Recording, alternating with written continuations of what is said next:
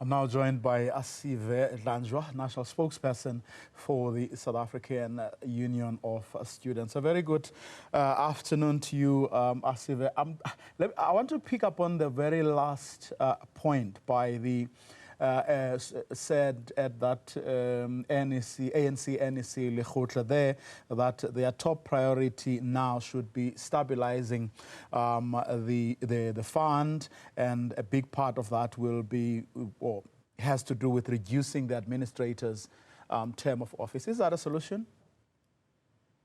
Good afternoon, Budvuyo, to your viewers and your listeners, and thank you for having us. The need to destabilize this, the scheme is a critical one, and all efforts towards that, must be carried out. Now, in terms of the administrator himself, I suppose in any organization, particularly one of this magnitude, a 50 billion rand institution, it is not sustainable. And you can't achieve stability without having the requisite structures that are functional and fully fledged in place. It is not ideal that you have a 50 billion rand institution without a board, without a CEO, without a CFO.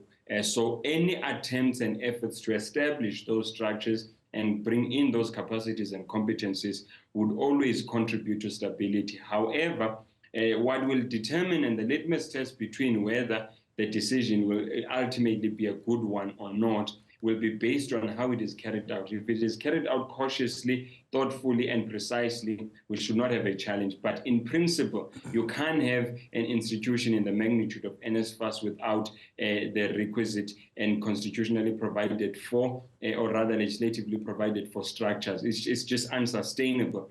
And obviously, this does not withstand the fact, Budvuyo, that we are of the view, based on our assessment, that the administrator has done a relatively good job, one, to bring about stability, and also get Nsfas to be able to service its beneficiaries. However, you have to, as soon as you are able to do so, within reasonable time frames, ensure that there is a board at Nsfas and there is an executive. But I guess, the reason a lot of people will take this with a pinch of salt has to do with the fact that our politicians have played no small part in getting Nsfas to where it is today.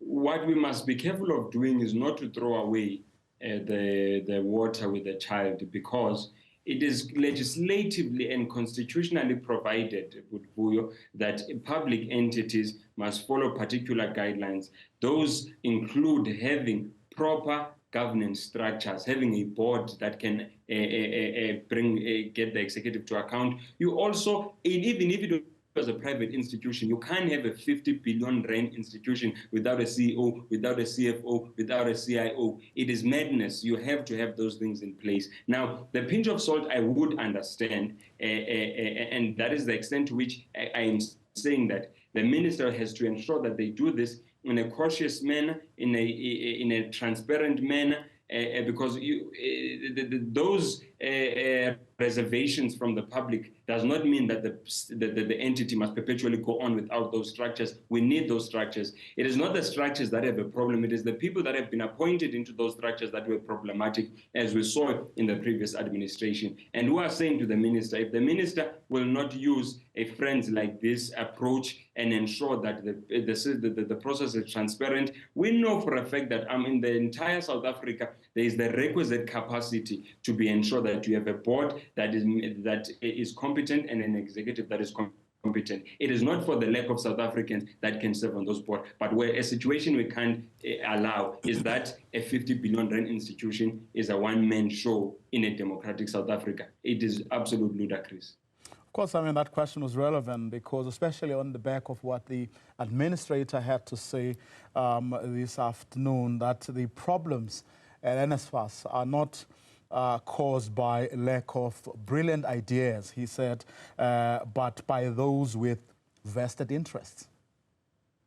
That's correct. That is what we've contended, even on this show, for probably the last 9 to 10 months, that what is collapsing Nsfas are those vested interests. It is corruption, it is greed, and it is the work of people that are within Nsfas that is not meant to service the poor and the working class, from the level of the appointment of the board to the level of the decisions that were taken that we said they were not necessarily in the best interest of the poor and the working class. So that concession is correct. It is one that which we have made ourselves to say that the problem at Nsfas is an issue where there are people that have vested interest, to the extent to which, as we sit now, we also sit with people that are permanently employed at Nsfas who are incompetent but who were brought in through these vested interests, but who do not possess the requisite capacity to carry the scheme forward. So that's correct, and that must be dealt with, and that is to the extent to which we're imploring the minister that she must take that into cognizance, that it is not for the lack of talent in the country.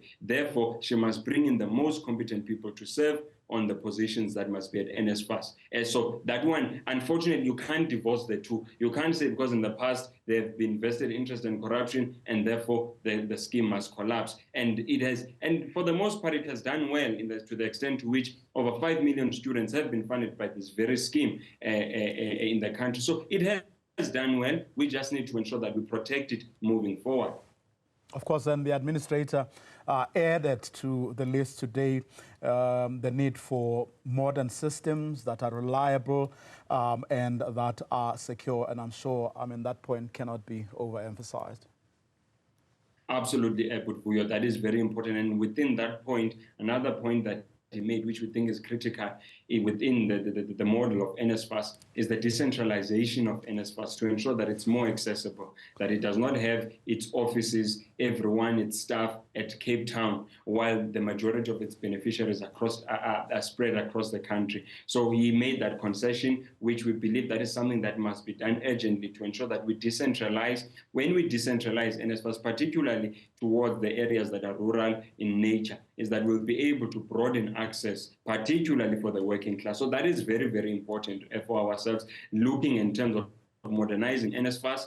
We must ensure that it becomes accessible, because in any case, one of the realities, because another trap that organizations fall into when they speak of modernization is the over-digitalization of their systems, to the extent to which they forget that many people, particularly the majority of citizens in rural communities and townships, don't have adequate access to internet and that infrastructure. Therefore, we still need to have physical access points, even within us modernizing the institution. Physical access points for the poor and the working class remain a priority. We'll, of course, see also how and to what extent the two auditing firms that have now been appointed will help the Nsfas realize its goals.